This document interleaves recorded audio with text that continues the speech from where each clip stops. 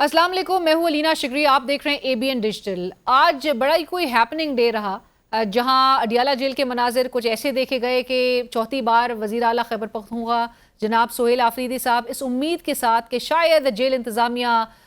वो Islamabad high court के larger bench के अहकामात की कंप्लाइंस शायद दिखा दे। इस उम्मीद के साथ वो गए तो ज़रूर, लेकिन चौथी बार नज़र ये आया कि उनको इमरान खान साहब से मुलाकात की इजाज़त नहीं दी गई। गुज़िश्ता रोज़ से ही मामला बड़ा एक कन्फ्यूज़ कर दिया गया था। ज़ाहिर है इंतज़ामिया परहैप्स तो इंतज़ार करती है कि कोई ऐसी कन्फ्यूजन क्रिएट हो और उसके पास भी जवाज़ एक तैयार हो जाए कि ये पहले ख़ुद तो पाकिस्तान तहरीक इंसाफ एक पेज पर आ जाए, अलाइंड हो जाए। दो जो लिस्टें गुज़िश्ता रोज़ से ही सामने आई, उसके बाद भी बहुत कुछ हुआ है, वो भी आपके सामने रखते हैं। आज एक ट्विटर पे ट्वीट्स का सिलसिला था, एक्स पे जो सोशल मीडिया प्लेटफॉर्म है, और पाकिस्तान तहरीक इंसाफ के सेक्रेटरी जनरल से लेकर एक खातून सेनेटर पाकिस्तान तहरीक इंसाफ की मशल यूसुफजई साहिबा तक बहुत कुछ लिखा जा रहा था। और जब आप पब्लिक प्लेटफॉर्म पे पब्लिकली आके पार्टी के मामलात को सामने रखते हैं पूरी आवाम के, तो फिर आप एक जवाब ज़रूर देते हैं कि उस पर बहस भी हो, उस पर TV टॉक शोज़ भी हों, प्राइम टाइम के जो मौज़ूआत हैं उससे जो है वो इवन मीडिया चैनल्स वो उनको डिविएट करना पड़े। वो प्राइम टाइम के जो इशूज़ है, जो इस वक्त मुल्की आवाम के जो इशूज़ है, जो इस वक्त मुल्क के कोर इशूज़ हैं, जो इस वक्त मुल्क के इस वक्त बड़े संगीन किस्म के आप समझ लीजिए जो मसाइल है जिनको ज़ेर बहस आना चाहिए, उससे फिर नज़रें हटाकर एक पूरा एक अटेंशन देनी पड़ रही होती है उस सोशल मीडिया की पोस्ट को कि जो पाकिस्तान तहरीक इंसाफ की क़यादत आपस में एक दूसरे के साथ जो कि गुत्तम गुत्था नज़र आती है। सो वो बज़ाहिर तो ऐसा लगता है कि एक दूसरे पर जो बैकलैश, एक दूसरे के खिलाफ जो एनिमोसिटी है, गम और गुस्सा है, उसका इजहार वो आके अपने अपने सोशल मीडिया अकाउंट्स के ज़रिए करते हैं। बहुत कुछ आज मशल यूसुफजई साहिबा ने भी लिखा। पाकिस्तान तहरीक इंसाफ के सेक्रेटरी जनरल सलमान अकरम राजा साहब, जिनके हवाले से सिर्फ चंद रोज़ कबल इमरान खान साहब की हमशीरा डॉक्टर उज़मा बता रही थी कि इमरान खान साहब ने पैगाम दिया है कि उनके जो मजाज तर्जुमान होंगे वो सलमान अकरम राजा होंगे। उन्हीं के थ्रू पाकिस्तान तहरीक इंसाफ की क़यादत और मुल्क की आवाम तक जो पैगाम वो देना चाहेंगे वो सलमान अकरम राजा साहब के थ्रू देना चाहेंगे। लेकिन फिर ये भी बात सलमान अकरम राजा साहब आज हमारे प्रोग्राम में कह रहे थे कि चूंकि इमरान खान साहब ने उनकी तारीफ़ की और उन्होंने अपने ट्वीट में भी इस बात का जिक्र किया कि चूंकि वो बहुत सरफेस पे उस तरह से उभर के आए हैं और बड़े हाईलाइट हुई हैं उनके इक़दामात, सोहेल आफरीदी साहब की नामजदगी के बाद से लेकर उनकी अपॉइंटमेंट तक का जो एक पूरा फेज़ था जिस पे बड़े ऑब्स्टिकल्स बज़ाहिर तो क्रिएट करने की कोशिशें हो रही थी। और सलमान अकरम राजा साहब ने आज अपने ट्वीट में भी उन बाज़ अनासिर का जिक्र करते हुए कहा, नाम उन्होंने किसी का नहीं लिया, लेकिन उन्होंने उनका इशारा परहैप्स इसी तरफ था कि पार्टी के अंदर के जो लोग हैं वो नाकाम बनाना चाहते थे इमरान खान साहब के उस फैसले को कि सोहेल आफरीदी साहब की बतौर वज़ीर आला किसी भी तौर पे अपॉइंटमेंट को यकीनी बनाया जाए। मैंने अपने प्रोग्राम में उनसे सवाल ज़रूर किया तो उन्होंने कहा मैंने सबके लिए ये बात कही थी, पार्टी से यानी कि बाहर भी जो उनके ओपोनेंट्स हैं उसके हवाले से भी, और पार्टी के अंदर से जो उनको एक बैकलैश का सामना है, जो उनको एक मज़ाहमत का सामना है, जो एक तहफ़्फ़ुज़ात का इजहार किया जा रहा होता है और हर मूव को काउंटर करने के लिए एक दूसरे की जो पार्टी के अरकान काफ़ी ज़्यादा सरगर्म नज़र आते हैं और बहुत कुछ खुल के पब्लिक फोरम्स पे भी नज़र आ रहा है। सो सलमान अकरम राजा साहब ने कहा कि मैंने उन सब के हवाले से मैंने ये बात कही थी, और उन्होंने बहुत कुछ अपने ट्वीट्स में लिखा कि उनको किस तरह से उनकी लेग पुलिंग हो रही है पाकिस्तान तहरीक इंसाफ के अंदर। और बज़ाहिर तो अब सेनेटर मशल यूसुफजई ने फिर एक लंबी चौड़ी उन्होंने ट्वीट की और ट्वीट करके सलमान अकरम राजा साहब की पोस्ट को ही कोट करते हुए उन्होंने बहुत सारे सवालात किए। उन्होंने सलमान अकरम राजा साहब से सबसे पहले तो आगाज़ अपनी ट्वीट का ये पूछ कर किया कि क्या आपको और हमको ये नहीं हिदायत थी इमरान खान साहब की कि हम सबको, क्या इमरान खान साहब ने रोका नहीं था कि हम सोशल मीडिया पर किसी भी किस्म की ट्वीट्स नहीं हमें करनी चाहिए और लोगों पर एक दूसरे के खिलाफ अटैक नहीं करना चाहिए। फिर उन्होंने सलमान राजा साहब से सवाल आयद किया और उनके ऊपर इल्ज़ाम लगाया कि आपकी बरतानिया में आदिल राजा से मुलाकात हुई है, जिसकी आज तरदीद की सलमान अकरम राजा साहब ने हमारे भी प्रोग्राम में कि उनकी कोई भी उनकी मुलाकात नहीं हुई है। और वो कहते हैं कि किसी भी किस्म का इल्ज़ाम कोई भी उठकर लगाते तो बारे सबूत उसी शख्स पे होते जो इल्ज़ाम आयद कर रहा है, उसके पास फिर एविडेंसेस भी होना चाहिए ये बताने के लिए कि मेरी किसी ऐसे शख्स से मुलाकात हुई है। लिहाजा मशल यूसुफजई साहिबा ने लेकिन अपने ट्वीट में फिर सलमान अकरम राजा साहब पे एक और संगीन इल्ज़ाम लगाया कि आप जो है, अगर आपको आपकी ख्वाहिश पर आपको लीड दी गई थी कि आप جو انہوں نے رول سلمان اکرم راجہ صاحب نے سہیل آفریدی صاحب کی نامزدگی کے بعد سے ان کی اپوائنٹمنٹ تک، کیونکہ ان کا ظاہر ہے ان کی جو پرفارمنس رہی as a legal face of Pakistan Tehreek Insaf, وہ بہت پرومیننٹ تھی. سلمان اکرم راجہ صاحب نے فوراً ان تمام آبسٹیکلز کو کاؤنٹر کرتے ہوئے ایٹ دا ارلیسٹ اپوائنٹمنٹ کی طرف وہ پورے معاملات وہ لے کر گئے. عدالت میں بھی وہ پشاور ہائی کورٹ میں پیش ہوئے، اور اس کے ساتھ ساتھ ہی وہ جو سرخ روح ہوئے سلمان اکرم راجہ صاحب، جس پر عمران خان صاحب نے ان کی تعریف بھی کی، اور کئی اور لوگ تھے کہ جن کے سامنے عمران خان صاحب نے ان کی تعریف کی، تو وہ سلمان اکرم راجہ صاحب کے بقول بھی وہ بہت سارے پاکستان تحریک انصاف کے لوگوں کو کھٹک رہی ہے وہ بات. مشعل یوسف زئی صاحبہ یہ بھی لکھتی ہیں کہ آپ تو عمران خان صاحب کے ٹویٹس بھی ری ٹویٹ نہیں کرتے. سو بہت کچھ یہ لکھ کر بتایا جا رہا ہے کہ جی کلیئر گروپنگز ہے پاکستان تحریک انصاف میں، اور جب یہ گروپنگز کو اور یہ کنفیوژن جو کریٹ کی جا رہی ہے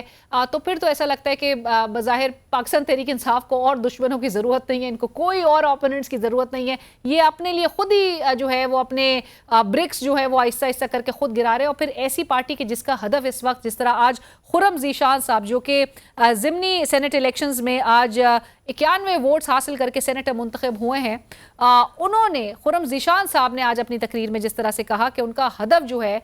وہ پاکستان میں خوشحالی، اور سب سے پہلا جو کور ان کا ٹارگٹ ہے وہ عمران خان کی رہائی ہے. اور انہوں نے کہا کہ یہ ہم جو جنگ ہے وہ میدان سے ایوان تک ہم اس میں متحرک نظر آئیں گے اور لڑیں گے.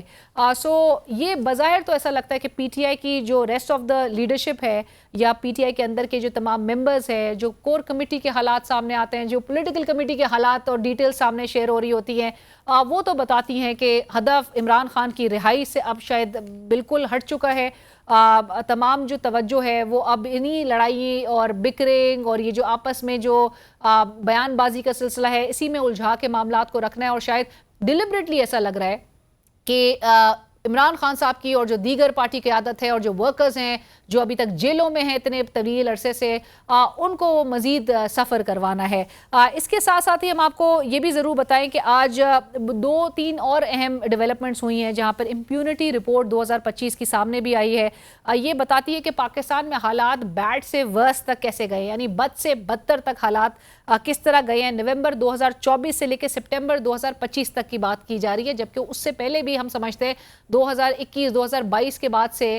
جو صورتحال ہے، جو ایک انسٹیبلٹی کی جو ایک لہر کا آغاز ہو چکا تھا، یہ 2021 کے اینڈ سے یہ چیزوں کا آغاز ہوا تھا. 2022 سے آنورڈز یہ بہت پیک اختیار کر گئی تھی. صحافیوں کو آپ کو پتہ ہے شہید ارشد شریف صاحب کے خلاف درجن بھر ایف آئی آرز کا ہونا، دیگر صحافیوں کی انٹیمیڈیشن، اور جس قسم کے حالات سے وہ گزر رہے تھے، تمام سارے عناصر اور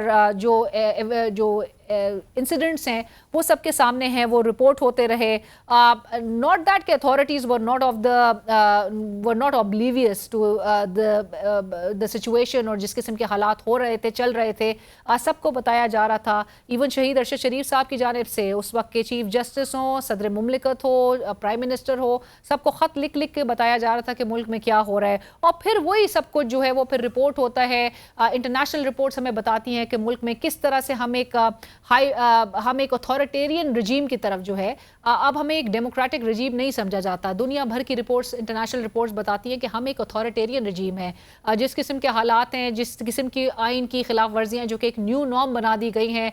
کورٹ کے آرڈرز کو ڈیفائی کیا جا رہا ہے، ہیومن رائٹس کی وائلیشنز اس ملک میں ہو رہی ہیں، صحافیوں کے لیے ایک بہت جگہ تنگ کر دی گئی ہے، مشکل حالات کریٹ کر دیے گئے ہیں. آج مطیع اللہ جان صاحب کے حوالے سے جو جج سپرا صاحب کی جانب سے آج ان کی ایکویٹل کی درخواست، بریت کی درخواست ان کی ڈسمس کی گئی، اور پروسیکیوشن کو بہت ہی ویٹیج دی گیا. پروسیکیوشن کے سٹانس کو، پروسیکیوشن کی وٹنس کا جو سٹانس تھا وہ بڑا ویلیڈیٹ کیا گیا، یہ کہہ کر جب آلدو جو سرکاری وکیل تھے انہوں نے جب بریت کی مخالفت کی تو وہ اس بات کی بالکل نفی تھی جو گزشتہ روز رانا ثناء اللہ صاحب، اور کچھ ایک عرصے سے رانا ثناء اللہ صاحب یہ بات مینٹین کرتے ہیں کہ یہ ایک بہت ہی مضحکہ خیز قسم کا ایک مقدمہ ہے مطیع اللہ جان صاحب کے خلاف، جو آپ نے نارکوٹکس کا ایک مقدمہ ان کے خلاف بنایا ہے. سب کو پتہ ہے مطیع اللہ جان صاحب کی کریڈیبلٹی اور سوالات ان کے، اور ان کی جو پوری ایک ان کی پروفائل، ان کی ایک کارکردگی رہی ہے. لیکن آپ کو پھر یہ بھی پتہ ہے کہ اس ملک میں تمغے جو ہیں وہ کن کو نوازے جاتے ہیں اور کون سے گراؤنڈز پہ نوازے جاتے ہیں. سو بہرحال اس قسم کے حالات ہیں جہاں پر جرنلسٹ کے ساتھ جو ایک ہمیں سلوک نظر آ رہا ہے وہ بہتر نہیں ہو رہا، اور ہر حکومت آ کے اس بات کے دعوے ضرور کرتی ہے کہ ہم نے پریس فریڈم کے جو ہے ہم اس کو بہت نوچز اپ لے کے چلے گئے ہیں، ہم نے اس میں بہت بہتری کر دی ہے، لیکن حالات یہ بتا رہے ہیں کہ پاکستان کا پریس فریڈم جو ہے وہ 2025 میں بھی بہت شارپ اس میں ڈیٹیریشن نظر آ رہی ہے، وہ زوال کی طرف جا رہا ہے۔ اور یہ جب ایسے انڈیکسز سامنے آتے ہیں جس میں ایک نیگیٹو ہمیں تصویر نظر آئے تو وہ حکومت وقت سے پھر ایک سوال عائد ہوتا ہے کہ آپ نے کس قسم کے حالات کریٹ کیے ہیں، اور آپ پھر جب دعوے کرتے ہیں کہ آپ ملک میں اربوں ڈالرز کی سرمایہ کاری لے کر آئیں گے، تو کیا واقعی میں ایسے سازگار اور کنڈیوسو آپ ماحول دینے میں کوئی بہتر اقدامات لے رہے ہیں؟ کیا وہ ماحول آپ بنا سکیں گے جس سے آپ سرمایہ کاری لے کر آئیں گے؟ جب آپ کے صحافی ہوں، یا آج کی تھوڑی دیر پہلے کی خبر ہے سابق چیئرمین FBR شبر زیدی صاحب پر بھی ایک مقدمہ درج ہو چکا ہے، اور اس قسم کے حالات جو ہیں وہ بہت کچھ بتا رہے ہوتے ہیں۔ مولانا صاحب کی حوالے سے جاتے جاتے آپ کو یہ ضرور بتائیں کہ مولانا فضل الرحمان صاحب جو کہ آج بڑا انہوں نے غم غصے کا اظہار کیا ہے، بڑی ناراضگی کا، بڑا برہمی کا اظہار کیا ہے وزیر اعلیٰ پنجاب مریم نواز صاحبہ پہ، کہ وہ 10-10 ہزار روپے میں انہوں نے علماء کو کس طرح سے گزشتہ روز جو وہ دین کی ترغیب دے رہی تھیں، پریچ کر رہی تھی وہ بہت کچھ، تو اس حوالے سے مولانا صاحب نے بڑا ایک ناراضگی کا اظہار کیا ہے۔ لیکن مولانا صاحب سے ایک طرف ہم یہ بھی دیکھ رہے ہیں کہ پولیٹیکل پارٹیز پاکستان تحریک انصاف ان سے مشاورت کرنے پہنچتی ہے اور کافی حد تک ان کو الائن کر لیتی ہے جرگے کے بھی حوالے سے اور دیگر معاملات پہ۔ دوسری طرف بلاول صاحب بھی اور پیپلز پارٹی بھی مولانا صاحب کو اگرچہ شاید 27ویں آئینی ترمیم کی جو بازگشت ہے اس پر مولانا صاحب کی رضامندی چاہ رہے ہو، لیکن مولانا صاحب ایک ایسے لنچ پن کے طور پہ نظر آتے ہیں کہ جو وہ حکومت میں بھی اور اپوزیشن میں بھی بہت کنویننٹلی فٹ ہو جاتے ہیں۔ سو مولانا صاحب کیا ڈیسائیڈ کرتے ہیں؟ لیٹس سی آنے والے دنوں میں معاملات کیسے انفولڈ ہوتے ہیں۔